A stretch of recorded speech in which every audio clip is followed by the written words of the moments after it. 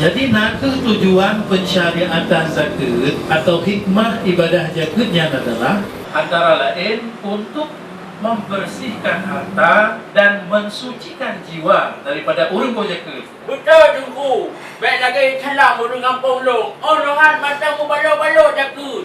Gaji anu buah bang zakat dijuk tunggu. Hai buka. Yo kalau ada temannya. Kan orang tunggu Pak Ustaz. Kalau awak tak temannya, malas dengan kau. Silakan. Bu Haji, mana puna masalah dalam perkara zakat di kampung?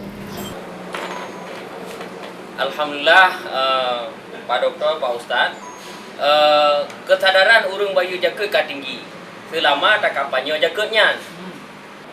Cuma urang-urang katanya mantang geboh zakat hana tepat sasaran. Geboh lagi galak draw ke. Bapak yang geboh. Yo contoh ni lagi salam. Salamnya ke pembantu, ke THR, yo jaga tibo. Terima kasih kurang hai dah pegah Pak Ustaz. Mohon petunjuk dan arahan dan nasihat dari Ustaz supaya salamnya teplah ulai. Benar Ustaz? Dari pertanyaan Tengku Haji Buno, ada dua buah hal. Yang pertama menyangkut tentang urang bayu zakat masing-masing kepada mustahik penerima zakat.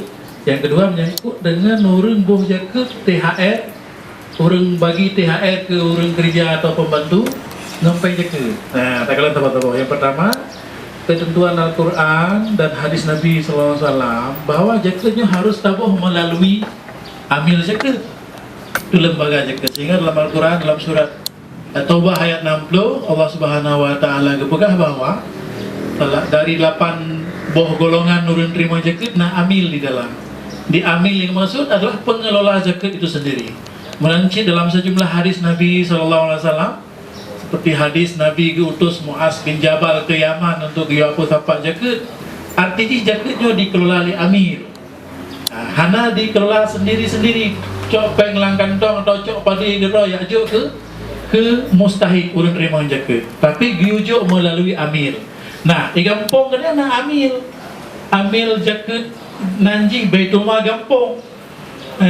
Nalian di kabupaten kota, nah Baitul Mal kabupaten kota, di provinsi nah Baitul Mal Aceh, nya memandu amil lembaga resmi kan, lembaga resmi pengelola zakat. Itu lembaga amil zakat. Jadi hanja tanya tacok zakatnya tanya ajuk ke berangkat sesuatu yang galak tanya nak masalah yang kita lakukan menan. Apa di antara masalah haji? Kahana sesuai dengan ketentuan yang dimaksud oleh Al-Quran dan hadis Nabi SAW. Walaupun umpamanya ulama yang penakan jid lah tabai zakat kepada mustahil zakat wate-wate tertentu umpamanya hana tahu kelola zakat hana amil zakat tina atau pengelola zakat je hanya tak percaya umpamanya oleh tabuh zakat leh hoi ba umpamanya kan mamanya nak amil di kampung amil je tak percaya kan hana alasan banyak hana tabuh zakat melalui amil karenanya perintah Al-Quran dan perintah hadis Nabi Sallallahu Alaihi Wasallam. Yang kedua, hanja tanya tacok peng zakat tajuk ke gaji pembantu yang lagi boleh Pak Salam puno umpamanya.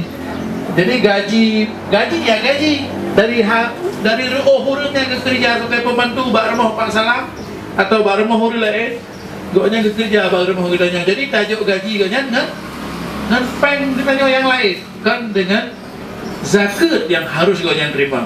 Monya goknya nak hak terima zakat karena goknya pembantu urang gasin jatah zakat kan jatah gaji goknya tanya ojuk dengan peng zakat.